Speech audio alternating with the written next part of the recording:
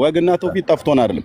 ለተጠየቀው ጥያቄ መልስ ካለ ተሰረዳችሁት አይመስልኝም። ለምን እንዴት ነው ማለት ካንተ ይልቅ ያዘው ምናምን ኖ ስፒሮስ ካንተ ይልቅ አማርኛን በደንብ አቀላጥፈን የምንናገር የቃላቱን ትርጉም ሁሉ ጭምር የምናቅ ሰዎች ነው። እሺ ትውፊት ምን ማለት ነው ኤርሚ? ወንድሜ የተጠየቀውን ትውፊት ምንድነው ወግ ምንድነው አይደለም። ስለ ወግና ስለ ትውፊት ከፈለክ እኔን ጠይቀኝ እኔ አወራለሁ ማለት ነው። በአይሁዳውያን ወግ ተብሎ የሚባል አድበጠቆስ ስለ አይሁዳውያን አይደለም ስለ ክርስቲያኖች ነው የተጠየቀውን መለስ። ይሄ ለቆሮንቶሳውያን አማኞች በቃል ያስተላለፈላቸው ወግ ብሎ ያለው ቅዱስ ጳውሎስ ያ በመጽሐፍ አልተጻፈም፣ ያን ወግ በቃል ነው የነገርኳችሁ ብሏልና ያ በቃል የተነገራቸው ወግ ከቆሮንቶሳውያን አልፎ በዚህ በ1900 ዓመታት ውስጥ ተንከባሎ መጥቶ ግሪካውያን ኦርቶዶክሳውያን የኢትዮጵያ ኦርቶዶክስ እጅ ያለ ዛሬ ወንጌላውያኑ እኛ እጅ ላይ የሌለ ከመጽሐፍ ቅዱስ እኩል ወይ ከመጽሐፍ ቅዱስ በላይ እናንተ እኮ በቅዱስ ትውፊት ነው መጽሐፍ ቅዱስን መዝነው ብላችሁ የምትሉት ማለት ነው። እኛ ደግሞ የእናንተን ቅዱስ ትውፊት ተረት ነው ብለን የምንለው ለምን? አሁን እሱ ችግር የለም። ስለሱ ትውፊት አድምጠኝ ቆይ። አሁን ያንን ትውፊት ብለህ የምትለውን አንተ እኛ ተረት እንዳንልብህ ከፈለክ ቅዱስ ጳውሎስ ለቆሮንቶሳውያን አማኞች በቃል ያስተላለፈው ትውፊት ወይ ደግሞ ወግ እንደነገርኳችሁ ወግ ብሎ ያለው ገላትያ መጽሐፍ ምዕራፍ 1 ላይ ያለው ነው። ወግ ብሎ ያለው ወይ ደግሞ በማርቆስ ወንጌል መጽሐፍ ምዕራፍ 7 ላይ ጌታችን ስለ ወጋችሁ ስለ አባቶቻችሁ ወግ የእግዚአብሔርን ትእዛዝ ተላልፋላችሁ ብሎ ያለው ነው። በአይሁዳውያን አስተምሮት ወግ ማለት ምን ማለት እንደሆነ ትውፊት ማለት ምን ማለት እንደሆነ እሱኛውን በኋላ ላይ እኔ ከፈለክ ከኔ ጋር እናወራለን። አሁን የተጠየቀው ለቆሮንቶሳውያን ስፒሮስ ለቆሮንቶሳውያን አስተላልፎት እናንተ እጅ ላይ ተንከባሎ መጥቶ ዛሬ በእናንተ እጅ ላይ ያለ እኛ እጅ ላይ የሌለውን ወግ አሳየን። ከዛ በቃ ለካ ይሄ ነገር ተታለናል ከአስቺዬ ባይ ከአሁን ጀምሮ መቀበል አለብን ብለን እንድንል የሚያደርግ ወንጌላውያኑ እጅ ላይ እኛ እጅ ላይ ዛሬ የሌለ እናንተ እጅ ላይ ግን ተንከባሎ በዚህ 1900 ዓመት ውስጥ በ19 ትውልድ ውስጥ ተንከባሎ የመጣውን ወግ አሳየን። ቴንክ ዩ ጳውሎስ ለቆሮንቶሳውያን የነገራቸው ወግ። እኔ ምን ነበር የጠቀስኩት? አንደኛ ቆሮንቶስ 11:2 ላይ ነበር። ወግ በቃ ወግ የሚለው ቃል ስለተመሳሰለ እንግዲህ ሐዋርያው ጳውሎስ አስቀድማችሁ የእነዚህ አይሁዶች የቀየሩትን ወግ ስለያዛችሁ አመሰግናለሁ እያለ ነው አይደለም። ያኛው ሌላ ወግ ነው፣ ይሄ ሌላ ወግ ነው። ምንድን ያስተላልፋላቸው ወግ? እኔ በቃል የነገራቸው ለቆሮንቶሳውያን ያው እየጠየቅን በቃል የነገራቸው ድገመው አሁን ያልከውን በቃል የነገራቸው ለቆሮንቶሳውያን በቃል የነገራቸው እሱ ነው ወግ ትውፊት ማለት ነው። ከቃል ወደ ቃል በትውልድ የሚነገር ማለት ነው። ያ በቃል የነገራቸው በጽሁፍ ያልሰፈረ እናንተ እጅ ላይ ኖሮ ዛሬ ተረታችሁ ሞልታችሁ እኛ ፊት ደረታችሁን የምትነፉት ልክ እምቧይ ካብ በሆነ ነገር እንደሚፈርስ እየፈረሰባችሁ ነው። ግን አሁን ለምን እዛ ውስጥ ገባል? አድምጠኝ አይፈርስብንም ብለህ በቃል የነገራቸው ለቆሮንቶሳውያን አይሁዳዊው ሐዋርያ ያስተላለፈው አንተ ላለህበት አገር ለግሪካውያን ለመቄዶንያም ይሁን ለአኬያ ለተለያዩ አብያተ ክርስቲያናት በቃል የነገራቸው ወግ ያስተላለፈላቸው ወግ ተንከባሎ በዚህ 1900 ዓመት ታሪክ ውስጥ ግሪካውያን ኦርቶዶክስ እናንተ እጅ ላይ ወይ ኢትዮጵያ ኦርቶዶክስ እናንተ እጅ ላይ ያለ ለምንድነው ጣልቃ የምትገባው? ለምንድነው ጣልቃ የምትገባው? ሚዩት ላድርገህ ነው ብራዘር። አሁን እናትህ እንደወለደችህ እዚህ ጋር ቁጭ ታደርገዋለህ ማለት ነው እና ጫወታው እዚህ ጋር ያልቅ። ኳስ በመሬት ጳውሎስ ለቆሮንቶሳውያን ያስተላለፈው ወግ አንደኛ ቆሮንቶስ 11:2 ጠቅሰሃል። ያ ወግ ከቃል እንደተነገረ በቃል የተነገረ በጽሁፍ የተጻፈ አይደለም። ያ በቃል የተነገረ በጽሁፍ ያልጻፈላቸው ቆሮንቶሳውያን እጅ ላይ የነበረው ተላልፎ መጥቶ አሁን እናንተ እጅ ላይ ያለው እኛ እጅ ላይ ግን የለም ብለን የምንለው አንቀበልም ብለን የምንለው አለ ብላችሁ የምትሉት እናንተ አለ ብላችሁ ያላችሁትን ያንን ወግ ንገረኝ። አይሁዳዊው ሐዋርያው ጳውሎስ ከአሕዛብ ሀገር ለተመረጡ በክርስቶስ ኢየሱስ መዳንን ይወርሱ ዘንድ ለተመረጡ ቆሮንቶሳውያን ያስተላለፋላቸውን ወግና ትውፊት ብለህ ያልከውን እሱን አሳየን ነው። ግልጽ ነው። ይሄ ነው ብለህ ነው። ቅድም ሲከራከሩኝ የነበረው ሌላ ነው። አሁን ራስህ መለስከው። በቃል የነገራቸውን አልክ። ወዳጅ ትራዲሽን ትውፊት የሚለው ይሄንን ነው ወዳጅ። አስቀድሞ ትራዲሽኑን አምጣው። ምንድን ነው የተነገረው? አስቀድሞ ወንጌልን ሰብኳቸዋል። ወንድሜ አልተጠየቅክም። እሱን ነው እኮ ነው ያልኩት። አልተጠየቅክም። ቁርአን የሚቀራላቸው ተረትም ያወራላቸው እሱን አልተጠየቅክም። የተጠየቀው ያስተላለፈላቸው ተጠይቄ አይደለም። በነገራችን ላይ ወጉን ቅዱስ ወንድሜ ወጉን አሳየን። ተውፊቱን ነገር ወንድሞች ሆይ ወጉን አሳየን። እሱማ አስተላልፍ ያለው ብሏል። ያስተላለፈውን ወግ አሳየን ነው ያልኩ። ምንድን ነው ያስተላልፈላቸው ወግ? በጽሁፍ ያልተጻፈ ለነሱ የነገራቸው እናንተ ጋር በንግግር እየተላለፈ መጥቶ አሁን እናንተ ትውልድ ላይ የደረሰ አልኩኝ። እንደዛ እሱን አምጣ። እኔ ጋር ምን እንደምታወሩ እንኳን አታውቁም። አምጣ እባክህ። ተረትህን እኛ ላይ አባቶችን የተረት ግሳንግስ ልጭን ትፈልጋለህ እንዴ? አምጣ ካለ አምጣ። ትንሽ መንፈስ ቅዱስ እንትን ይበልና ትንሽ ተረጋጋ። አምጣ ብራዘር፣ እኔ አልታገሰም። መጽሐፍ ቅዱስ ብቻ ነው አድምጠኝ። አልተጠየቅክም። የተጠየቅከውን አምጣ። እውነት እያለው ብላችሁ አታስወሩም። የተጠየቀውን አምጣ። ብዙ ታግሻለሁ። አንድን ጥያቄ ለአንድ ኦርቶዶክስ ያው በመንፈሳዊ ዓለም ላይ ድንቁርና ውስጥ ካልተጠናወታችሁ በስተቀር 10 ጊዜ አይደገምልን። 5 ጊዜ ምርቃቱ በኋላ ስጨርስ አንድ 10 ደቂቃ ሰጣለሁ፣ ትመርቀኛለህ። ያው እንደለመድከው በእውቀት እናወራ። አምጣው እኮ እውቀት እኮ ነው። አምጣው። አንደኛ ቆሮንቶስ 11:2 ላይ ያለውን ወግ አሳየን። 11:2 ላይ አስቀድሞ የጻፈው ነገር የለም። በአፍ ነው የሰበካቸው። ይሄንን ነው ትራዲሽን የሚለው። በአፍ የሰበከው አንተ እጅ ላይ ያለውን አሳየን ነው ያልኩህ። በአፍ የሰበከው አንተ እጅ ላይ ያለውን አሳየን። የተጻፈውንማ ይሄው ተጽፏል። ቆሮንቶስ እኔ እጅ ላይ ያለ አንተ እጅ ላይ ያለ አይደለም እኮ። በቆሮንቶስ በተጻፈው የተቀበሉት ነገር ቀኝ እጅን አንሳና የአባቶቼ ተረት አፈርደቼ ጋጠ በል። እሺ በቃ የለም አለ በቃ የቀዳችሁ ሰዎች ይሄንን ነገር ትልኩልኛላችሁ። ይቅርታ አድርጉልኝ። ብራዘር ይኸው ልደግምልሃለሁ። የአባቶች ተረት ይሄ የዳነ ሰው በእውቀት መጽሐፍ ቅዱስ ከፍቼ እያነበብኩ ይሰድበኛል። አድምጥ። የአባቶች ተረት አፈርደቼ ጋጠ። አሁን ከፍቼ አሳያቸዋለሁ። በቃ ሰላሙ እታች ወረድ ሄድና የከፋሎኛ እባቦችን ግደል። በመጀመሪያ አንተ ምንም የመጽሐፍ ቅዱስ እውቀት የለህ። ስትጠይቅ አንድ ኬፋሎኛ ላይ የምታመልኳቸውን እባቦችን ግደል። በመጀመሪያ አንድ ጥያቄ 5 ጊዜ ትጠይቃለህ። ወጉን አምጣ ነው የተባልከው። በቃል የነገራቸው ነግሬያቸዋለሁ ብሏል፣ አስተላልፏል። ወግ ያለ ቆሮንቶሳውያን ያስተላልፈው በጽሁፍ ያልተጻፈ በደብዳቤ ያልተገለጠ አሁን እናንተ እጅ ላይ ያለ ብላችሁ የምትሉት ወርቅ ነው ብለህ የምትለውን ይዘህና ቆርቆሮ፣ ያውም የዛገ ቆርቆሮ መሆኑን አሳያለሁ። የትኛው ወግ ነው ያስተላለፈላቸው? እናንተ እጅ ላይ የደረሰው አሁን እኛ እጅ ላይ ወንጌላውያኑ ላይ የሌለ ኦርቶዶክሳውያኑ እጅ ላይ ያለ ምስራቃውያኑም ይሁን ኮፕቲክ ሁኑ አልኩ። እናንተ እጅ ላይ ያለ ለቆሮንቶስ አማኞች ቅዱስ ጳውሎስ ከጽሁፍ ባለፈ በአካል ሄዶ በሰበከበት ሰዓት ላይ በሐዋርያው ጉዞ ሄዶ ያስተላልፋላቸው ወግ ወይ ትውፊት፣ በትውፊት የተላለፈ በቅብብሎሽ የተነገረ በቃል የነገራቸው እናንተ እጅ ላይ ያለ እኛ እጅ ላይ የሌለው ንገሩን ያልኩ። ተረታም ትውልድ ትንተፋተፋለህ እንደ መጣ አሁን አንድ ብጠይቅህ ስለ አይሁድ ታሪክ አታውቅም። ጳውሎስ የአይሁድን ታሪክ የአይሁድን ትውፊት ሄዶ ለቆሮንቶሳውያን አስተማረ ምናምን ብለህ ልትል ከሆነ የትኛው ነው ያ ትውፊት የተባለው? ልክ ነው። በአይሁድ ትውፊት አለ።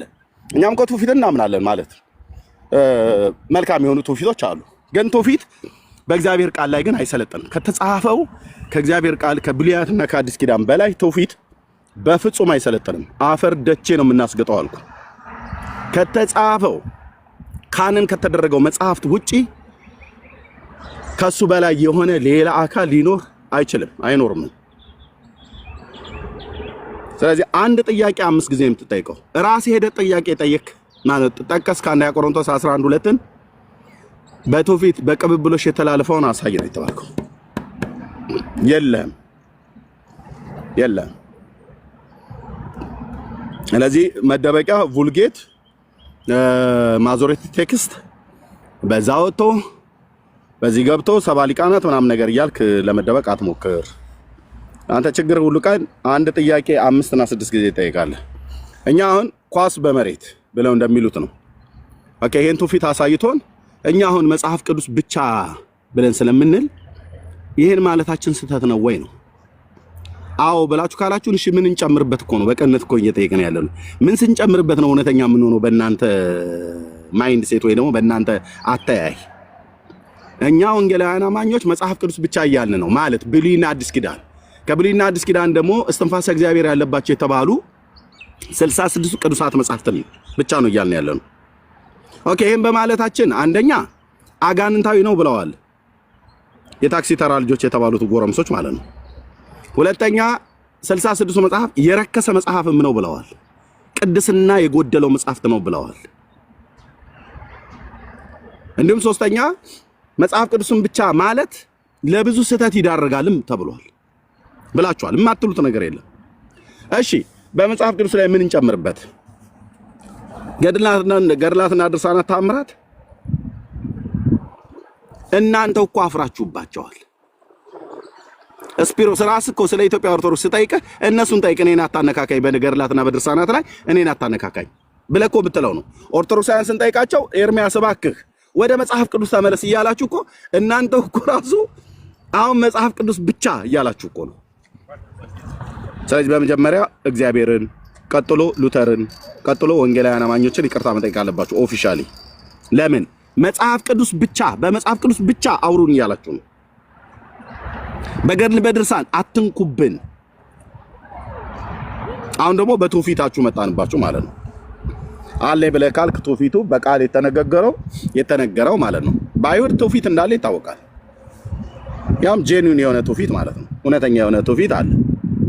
ለምሳሌ በኤርሚያስ መጽሐፍት ላይ ቆይ እሷን አልጠቅሳትም የሚገባ አንዱ የተንቀሸቀሸ ኦርቶዶክሳዊ ስለሚኖር ማለት ነው።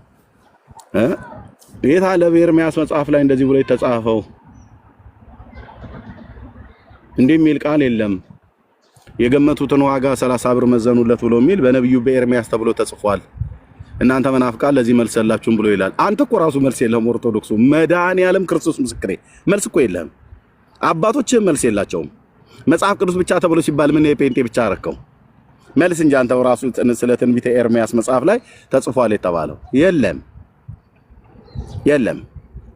ሰቆቃው ኤርሚያስ ላይ ነው ያለው አልከኝ እና ስትገባ ሁለት ነገር ካሜራ ከፍቻ አሳያለሁ። ውጪ ነኝ ያለሁት። በእርግጥ መኪናዬን ነድቼ ወደ ቤት መመለስ ካለብኝ እመለሳለሁ። ጥቂት ኪሎ ሜትር ስለሆነ ሁለቱን መሳ ለመሳ ጎን ለጎን ቁጭ አድርጌ ኦርቶዶክስ ተዋሕዶ ቤተክርስቲያን መጽሐፍትን ሳሳይህ የተፈጠርክበትን ቀን ትጣለዋለህ ማለት ነው። እኔ እያወራለሁ በዛን ጊዜ የቆሮንቶስ ቤተክርስቲያን መጽሐፍ ቅዱስ ብቻ የሚል ትምህርት አልነበራትም። ለምን አስቀድሞ በትውፊት በቃል አስተምሯቸዋል። እኛ ቆሮንቶሳውያን መጽሐፍ ቅዱስ ብቻ አላቸው ብለናል እንዴ? እንደዛልን እንዴ? ስፒሮስ ምን እንደምታወራው እኮ እሱን እኮ እያልኩ ያለሁት እኔ እሱ ላይ እንጂ ቆሮንቶስ እኮ ያለባት የግሪክ ከተማ ናት። እነሱ አሕዛብ ናቸው። ኦኬ እኛ ቆሮንቶሳውያን መጽሐፍ ቅዱስ ብቻ አላቸው አልን እንዴ? አላልንም። የብሉይ ኪዳን መጽሐፍ ቅዱስ እድሜ እንድንግባባ እኔንም ተረዳኝ። ሐዋርያው ጳውሎስ የጻፈውም በቃል ያስተማረውም እኩል ነው አይደለ? ሁለቱንም ነው የያዙት እነሱ። በቃ ይሄንን ነው እያልኩ ያለሁት። ምንድነው ያ በትውፊት ያስተማርኩትን አትያዙ አላለም። በቃል ያስተላለፈላቸው እናንተ እጅ ላይ ያለ እኛ እጅ ላይ የሌለ ምንድነው ነው እኮ ያልኩት። እሱ የኔስ እንትን አይደለም፣ ላይኖር ይችላል። እነሱ ግን በሌለ ነገር ታዲያ ስፒሮስ እኛ እያልን ያለ ነው በሌለ ነገር። እኛ ደግሞ በሌለ ነገር መጽሐፍ ቅዱስ ብቻ ብለን ማለታችን አሁን እንደ ስህተት ልንቆጠር አይገባም ነው እያልኩ ያለሁት። አለቀ በቃ መልሱ መለስከል። ይሄ ትምህርት እንዴት እንደመጣ አውቃለሁ። እኔ ችግር የለብኝም በዚህ ትምህርት። ግን ሐዋርያት ጳውሎስ ሐዋርያቱ እያለ ባለስልጣን እነሱ ነበሩ። እነሱ የጻፉትም ያስተማሩትም ያሳዩት ነገር እኩል ነበረ አይደል? በመጽሐፍ ቅዱስ ምንም ጥርጥር የለውም። በትውፊት የተናገሩት እኮ እውነተኛ ነው ጳውሎስ። ያ በትውፊት የተነገረው በትውፊት የተነገረው እኔ እናንተ ባለንበት በ21ኛው መቶ ክፍለ ዘመን ላይ የደረሰ ካለ አሁን በግሪክ ኦርቶዶክስ ውስጥ በኢትዮጵያ ኦርቶዶክስ ውስጥ ምስራቃዊንም የሚሆኑ ኦሪየንታል ውስጥ ያለ እኛ እጅ ላይ የሌለ እኛም አናውቀው እናንተ የምታውቁትን በትውፊት የተቀባበለውን እሱ ንግግር አለ ወይ ነው ብያልኩ። የለም በሌለበትስ እና እኛ 21ኛው መቶ ክፍለ ዘመን ላይ ሆነን የ19 ትውልድ ያለፈበትን ቅብብሎሽ ልታመጣና ልታሳየን በመረጃ ልታጸድቅልን እስካልቻልክ ድረስ መጽሐፍ ቅዱስ ብቻ ማለቱ ሉተር 1000% እውነተኛ ነው።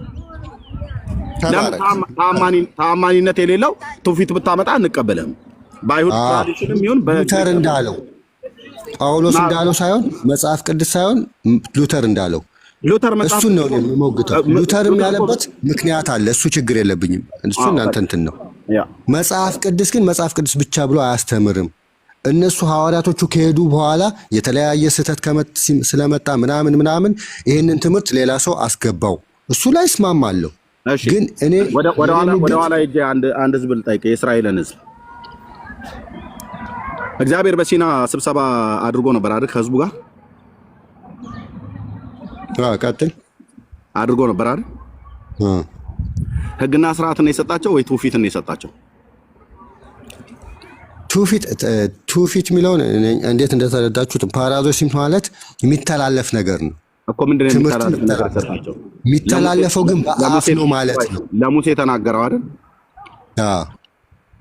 ሙሴ የሰማውን ጻፈው አይደል? ለያዕቆብ ቤት እንዲበል ለእስራኤል ቤት እንዲበል ብሎ ያለውን ጻፈው አይደል? ጌታ ትክክል። በቃ የተጻፈውን ህግና ስርዓትን የሰጣቸው ወይስ ያልተጻፈ ነገር ነው የሰጣቸው ጌታ? የተጻፈም አለ ያልተጻፈም አለ። ለምሳሌ ሙሴ ከጌታ የሰማውን የጻፈው ወይስ ያልሰማውን የጻፈው? በነገራችን ሙሴ እንደጻፈው ራሱ በትራዲሽን ነው የምናውቀው እንጂ መጽሐፍ ሙሴ ጻፈው። እናንተ ሁሉ በየቦታው ነው እየካዳችሁ ያላችሁት። እኔ አልበበልና ስማኝ። ሙሴ ከግብፃውያን ጥበብን የተማረ ሰው ስለሆነ አሁን እሱ ታሪክ ውስጥ እንዳትገባ አሁን የጠየቅኩህ እኔ ከአንደኛው አርዕስት ወደ አንደኛው አርዕስት ዳይቨርት መደረግ የለበትም። ሙሴ ከጌታ የሰማውን ነው የጻፈው ወይስ ያልሰማውን ሁሉ ነው የጻፈው? ከጌታ የሰማው አለ፣ ቀጥታ መገለጥ የጻፈው አለ፣ በታሪክም ከታሪክ ወስዶ የጻፈው አለ። ለምሳሌ ከታሪክ ወስዶ የጻፈው ለምሳሌ ካስታወስክ አንተ ቢኒና ናት የሆናችሁ እንትን ባላችሁ ጊዜ ሙሴ ከታሪክም አንብቦ ብዙ ታሪክ ከሱ በፊት የነበሩ ጽፏል ለእስራኤል ለማስተማር ብሎ። ከሙሴ በፊት የነበረው ታሪክ ቪዲዮን ከፍቼ አሰማለሁ። ምናት ያለው ኖ እኔ አንተ የናቲና አንተ የባቤልን ብራዘር እንትን ሲሰሩ አረ በመድኃኒዓለም ባቤል ከሙሴ በፊት አልነበረም። ባቤል 586 ነው ብራዘር። በሙሴና በባቢሎን ምርኮ መካከል ያለውን ርቀትን እየው ፕሊዝ። ሙሴ የነበረው 1446 ላይ ቅድመ ልደተ ክርስቶስ ብራዘር። ሙሴ ከግብፅ ምድር ሲወጣ ከጌታ የሰማውን ለያዕቆብ ቤት እንዲበል ለእስራኤል ቤት እንዲበል ያለውን ነው አይደል የጻፈው? ወይስ ከሱ በፊት አንተ ያነበበው ታሪክ መጽሐፍ አለ ነው ብለህ የምትለው? ሙሴ ያነበበው የታሪክ መጽሐፍ ከዛ በፊት አለ ብላችኋል አልክ። መጽሐፍ አለበት ከዛ በፊት መጽሐፍ አለ ብዬ አላምንም። በቃ ከሌላ ጌታ አምጥቶ ነው የጻፈው። ታዲያ ከጌታ ካልሰማ ኬት ብሎ ነው የጻፈው? ከጌታ የሰማው አለ፣ በአፍ ደግሞ የተላለፈ ትውፊት አለ። ከማን የተላለፈ ነው? ለሙሴ የተላለፈው ትውፊት ከማን? ከእስራኤል ህዝቦች ነው። ከህዝቡ ከሱ በፊት የነበሩት ምን አስተላልፉ? ለምሳሌ ከነሱ በፊት የነበሩትን ስለና አብርሃም ስለ እንደዚህ አይነት ታሪኮች እኮ ምን አሁን ምን አስተላለፉ ምናምን አላውቅም። እንትኑ መጽሐፉ ላይ በቃ ክፈተው። ማቴዎስ 2:23 ምንድን ነው ያልኩህ? እስኪ ክፈተውና አንብበው ብዬ ነው አለ ያልከኝ። ክፈተው ነው ምንድን ነው ያልኩህ? የጠየኩህ ጥያቄ ምንድን ነው? ትውፊት ምን እንደሆነ ላሳየ ነው። ክፈተው። ምንድን ነው የጠየኩህ ጥያቄ? በቃ እሺ፣ አንድ የሚዩት አድርግና እኔ ላስረዳ። አታዝገን በጌታ አስፒሮስ፣ አታዝገን በጌታ አማርኛ በጣም ካንተ እንሳናለን። አንችልም ስትለን አልነበረ እንዴ አንተ? እኛ ሐሳቤን እስቲ ተረዱ። ሐሳቤን ገና ይኸውልህ፣ ከእኛ እኮ ቆይ አንዴ ዝጋ ውስጥ እኔ እስካሁን ዘግቼ እየሰማሁ ነበር አይደል? ዝጋው። ቆይ እስቲ አንዴ እኛ ጥያቄ ስንጠይቅ ሰምተህ ነው አስገቡኝ ያልከው። ልትመልስ የገባኸው ምንድነው? በርዕሱ ላይ መጽሐፍ ቅዱስ ብቻ ማለታችን ስህተት ነው ወይ? አዎ አልክና አንደኛ ቆሮንቶስ ምዕራፍ 11 ቁጥር 2ን ጠቅሰህ ጳውሎስ በጽሁፍ ብቻ ሳይሆን ደግሞ ያስተላለፍኩላችሁ ወግ አለ። ቆይ አድምጠኛ እንዴ። ስለዚህ ልትቃወም መጽሐፍ ቅዱስ ብቻ ማለት ስህተት ነው ብለህ ልትለው፣ እሺ ይሁን በቃ ስህተት ነው እሺ እንቀበልህ። ኦኬ በቃል ካስተላለፈ በጽሁፍ ካስተላለፈላቸው ሌላ በቃል ያስተላለፈላቸውን ያንን ንገረን ወጉን አለ እኮ። አንድ ቦታ ላይ ብቻ አይደለም እኮ ሌላም ቦታ አለ እኮ አይደል እንዴ? በቃልና በጽሁፍ ብሎ ያላቸው አለ አይደል? ያንን አሳየን። በቃ ቶ ወጉም ትርጉም አላወቅነውም በቃ በሚል ያዝልንና ይሄንን አሳየን። ቶ ትውፊት ማለት ምን ማለት ነው ትርጉሙ ብለህ ላስረዳችሁ አትበልን። ስፒሮስ በጌታ በእናትህ ጨረስክ? የገባውበት ዓላማ ተሳክቷል። ጨርሻለሁ። ኤርሚ ምን አለ? መጽሐፍ ቅዱስ ብቻ የሚለውን የማርቲን ሉተር ትምህርት ነው አለ። እኔ ስህተት ነው ስህተት አይደለም አለ። የአባቶች ትምህርት ነው እሱ። ማነው ቅድም የጠቀሱት የካቶሊክ የአባቶችም ቢሆን የመጽሐፍ ቅዱስ ትምህርት አለ። 66 80 አሃዱ ያንተ 76 ነው ያልከው የግሪክ 76 በታሪክ አይታወቅም። የለም የትም ቦታ ላይ 80 አሃዱ አይታወቅም። 86 እሱ ላይ አላወራውም። በአራቱ ጉባኤ ይታወቃል።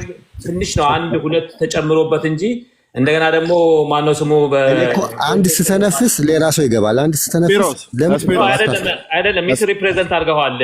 ስፒሮስ በጣም ይሄ የታወቀ ነው። ይሄ የኬፋሎኛ እባብ በጣም ሐሰት ያለው ኤርሚ አድመጣኝ እንደሆንኩ አድመጣ። ይሄው አለው እኮ እየነገርኩ ነው። ያ ሶስተኛ ሰው ገባ። እሺ አድመጣኝ። ያ የኬፋሎኛ እባብ በጣም ነው የሚያስዋሻ አልኩ። እኔ ምንድነው ያልኩትኝ? ኦኬ ሉተር እንደዚህ ብሎ ቢል ትክክል ነው እንጂ ያልኩት የሉተር ትምህርት ነው አይደለም ያልኩት። ብልህ እንኳን ራሱ ያላልኩትን ፖለቲካ ለመስራት አንተ በቃ ያው ፍልፈላፈሪ መስል ቪዲዮ መቁረጥ። እሺ ጥቅሱን ስጠኝ። ሚሳኤል ካልሆነ ጥቅሱን ስጠኝ። መጽሐፍ ቅዱስ ብቻ የሚለው ሚዩት አድርግ። አሁን ሙሴ አልጻፈም ስትል ነበር ስትዋሽ። እስኪ ዘዳግም መጽሐፍ ምዕራፍ 31 ቁጥር 9 አውጣው። አልጻፈም አልኩኝ። አውጣው። ኧረ በስመ አብ አውጣው። ማን ዋሻው? 31:9 አውጣው። እዛው ካሜራው ትልቁ ላይ እንዳለ 31:9 ሲያወጣ ሙሴ አልጻፈም። ማን ያለው? አንተ አውጣ። ቅድም እኮ ለዛም ጌርሳን ጠይቆኝ መልሼ ተናግሬያለሁ። የተጠየቀውን መልስ ብራዘር፣ የተጠየቀውን መልስ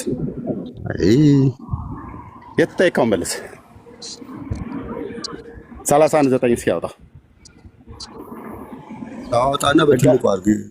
ጌርሳም ሌሎቹ ይሄው አለ አይደል? እንደ አንተ ራሱ ለምን አትከፍተውም? እኔ ስከፍት እንዳሳያችሁ አትፈልጉም?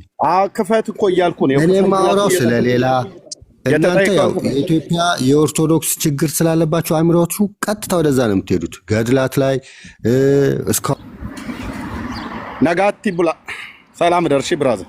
ኦኬ ወደ መጽሐፉ ቀኖናዎችን ስናገላብጣቸው እህል ተበልተው መነበብ የላቸውም አይገባቸውም ካላቸው ቅድስና የተነሳ በዋቃችሁ ስር አስቀምጧቸው፣ ለበረከት ይሆናሉ።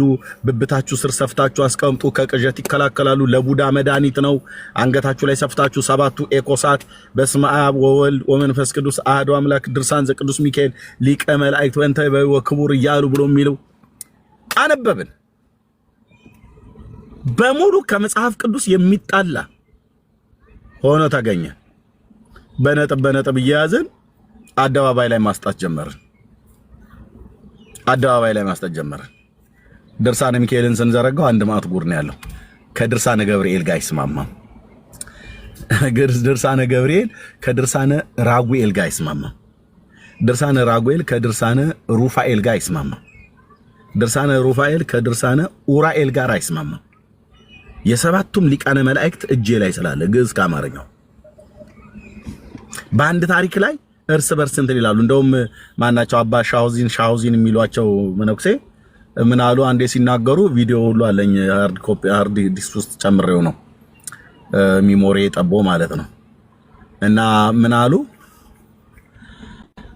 መጻሕፍት ዱላ ቢኖራቸው እርስ በርስ ይከታከታሉ፣ ሊቃውንቱ ያስታርቋቸዋል እንጂ አሉ። አሁን ይኸው ሊቃውንቶቹና አባ ገብረ ኪዳን መቼ ስንቱን አስታርቀው ይጨርሱታል። ድርሳነ ሚካኤል ከድርሳነ ሚካኤል ጋር ተጣልቷል። ድርሳነ ሚካኤልን ከድርሳነ ሚካኤል ጋር በማን ነው የምታስታርቀው? በገብርኤል ነው የምታስታርቀው። ራሱ ገብርኤል ደግሞ ድርሳነ ገብርኤል ከድርሳነ ሚካኤል ጋር ተጣልቷል።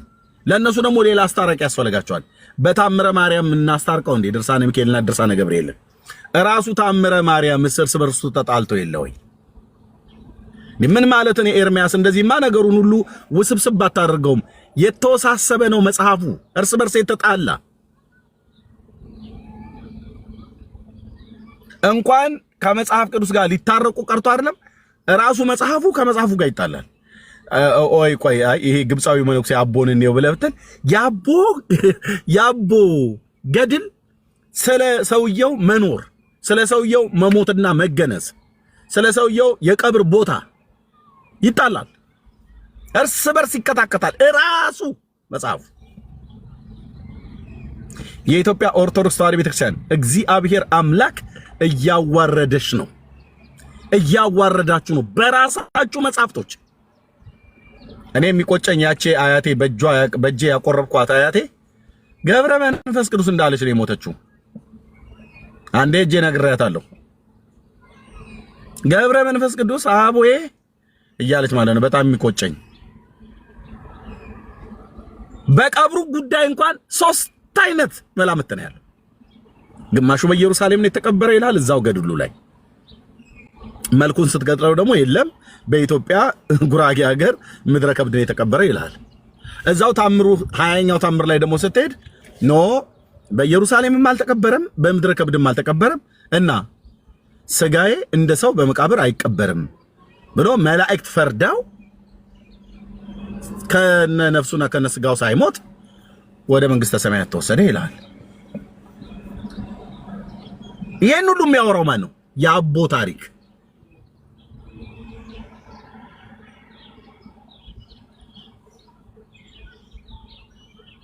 ኦኬ ቀኖና ውስጥ ነው አሁን ቀኖናውን የገባነው።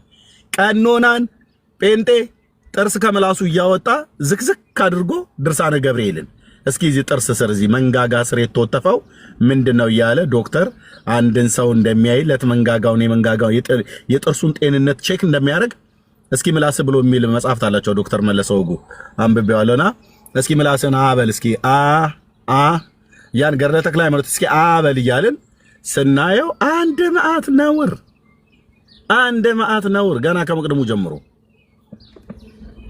ከመቅደሙ ጀምሮ በተራብን ጊዜ እውነተኛ መብላችን ይላል።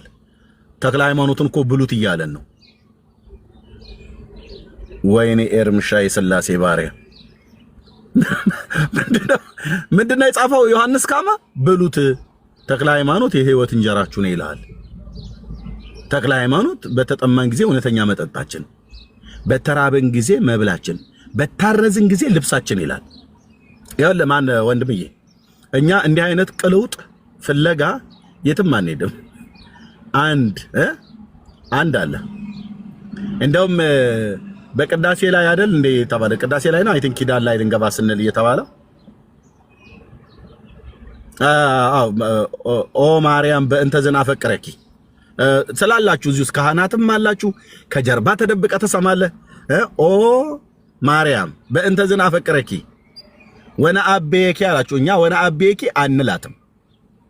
ናፈቅረኪ እንወድሻለን ናፈቅርሻለን ነው። ወነአቤኪ ግን ኖ ለሰው አይባልም። ከፍ እናርግሻለን ማንንም አንልም። ግን በተከሸነ ቃላት ፍጡርን ከፍ እናርግሻለን አለ። ከዛ ወነአቤኪ ኦ ማርያም በእንተ ዘናፈቅረኪ ወነአቤኪ እስመ ወለድኪ ለነ መብልዐ ጽድቅ ዘበአማን። ኦኬ ጥሩ ነው። ታዲያ መብልዐ ጽድቅ ዘበአማን እውነተኛውን የህይወት እንጀራ ከወለደችልን ምን ታረግ ነው ታዲያ? ገድለ ተክለ ሃይማኖት ላይ ተክለ ሃይማኖት የህይወት እንጀራችሁ ነው ብለህ የምትለን? እስመ ወለድኪ ለነ መብልዐ ጽድቅ ዘበአማን ወስተ ህይወት ዘበአማን አኖ የእውነተኛ የህይወትንም ውሃ ወልደሽልናልና ታዲያ የሚበላውንም የሚጠጣውንም የሚለበስ የጽድቅን ልብሳችን የሆነውን ክርስቶስን የጽድቅ መብላችን የሆነውን ክርስቶስን የጽድቅ መጠጣችን የሆነውን ክርስቶስን ማርያም ከወለደችልን ወነአቤኪ አንላትም፣ እንወድሻለን። እውነት ነው። እኛ በዜማ እንደናንተ ኦ ማርያም ብለን አላልንም እንጂ እንወዳታለን እኮ እውነት ነው። ስለዚህ የሚበላውን ወልዳልናለች፣ የህይወትን እንጀራ የሚጠጣውን ወልዳልናለች፣ የህይወት ምንጭ ውሃ የሚለበሰውንም ወልዳልናለች፣ የጽድቅ ሸማችን እና ምን ታረግ ነው ገድለ ተክለ ሃይማኖት ላይ ቅልውጥ የምትሄደው ማለት ቅልውጥ ማለት ያው ታውቃላችሁ በየቤተሰቦቻችን ሲያደገ ጎረቤት ቅልውጥ አትሂድ ይባላል። በገጠርኛው እንግዲህ ባላገር ሰባኪ ነው መድኃኒዓለም የሚያስነሳብህ፣ እንደዛው በባላገርኛው ነው የምነግርህ። ምን ልታረግ ነው ገድለ ተክለ ሃይማኖት መቅደም ላይ ታዲያ የቡልጋውን ሰውዬ ተክለ ሃይማኖት እውነተኛ መብላችን ብለህ የምትለው እውነተኛ መብል አንድ ነው። ከሰማይ የወረደው እንጀራ እኔ ነኝ ብሏል። እሱም በሱ ማመንን ስታምን ለዘላለም አይጠማም፣ ለዘላለም አይራብም ነው ያለው። ክርስቶስን በእምነት ስለመብላት፣ በእምነት ስለመጠጣት፣ በእምነት ስለመቀበል ማለት ነው። እና ይሄን ሁሉ ከተገኘላ ተበረበረ ታየ። እና ከዛ ምን አሉ? ኤርሚያስ እኛ ይሄን ሁሉ መጽሐፍ እኛ አናውቀውም፣ እኛ ከየት እያመጣ እንደምታነብ አናውቅም ይላል። ከቤተ ክርስቲያኑ ጉያ ነው። ባህረ ጥበባት ያልካት ቤተ ክርስቲያን ባህረ ተረት ሆና ነው የተገኘችው። ነገረ ድህነትን ያወራሉ። ኦኬ ቀኖና ተጨፈጨፈ አልኩ ብራዘር። ዳዋ በሆነ ነገር እንደሚመታ ዳዋ ይባላል ያገሬ ገበሬ። ዳዋ ይሄ ጥሻ የሆነ ነገር ማለት ነው። በሆነ በቆንጨራ ነገር ወይ በማጭር ነገር እንደሚጠረግ በእግዚአብሔር ቃል ዕውቀት ግማሾች በመጽሐፍ ታድሷውያኑ በመጽሐፍም በስልጠናም መልክ የወንጌል አማኞቹም በስልጠና መልክ በትምህርትም መልክ በሙግትም አደባባይ ላይ አስጥተው ቀኖና የሚባል ነገር ኦርቶዶክስ ሃይማኖትን ዝግንን እስኪላቸው ድረስ አውጥተን አደባባይ ላይ ስናሰጣ ከዛ ምን አሉ? ማን ጌርሳ ለምንድነው ግን በመጽሐፍ ቅዱስ ብቻ አውሩን አሉ። ማሩን በሏ፣ በመጀመሪያ ማሩን። ይቅርታ በባለፈው በመጽሐፍ ቅዱስ ብቻ እናውራችሁ ብላችሁ ስትሉን ቀኖናና ትውፊት አለ ብለን ስንል የነበረው እኛ እንደዚህ አይነት ነገር እንዳለ አናቅም ነበር። አሁን በቀኖና እናውራችሁ በመጽሐፍ ቅዱስም በቀኖናም ስንል ነው። ቀኖናውን ተው፣ በመጽሐፍ ቅዱስ ብቻ። ሉተርን ይቅርታ ጠይቁ። በመጀመሪያ እግዚአብሔርን፣ ከዛ ሉተርን፣ ከዛ እኛ ነው ወንጌላውያን አማኞች። ግልጽ ነው። አሁን ደግሞ ቀኖናው ብቻ አይደለም ትውፊቱ ዋጋ ደግሞ እንመጣለን። ዶግማና ትውፊት አሁን እንደጠየቅ ነው ማለት ነው።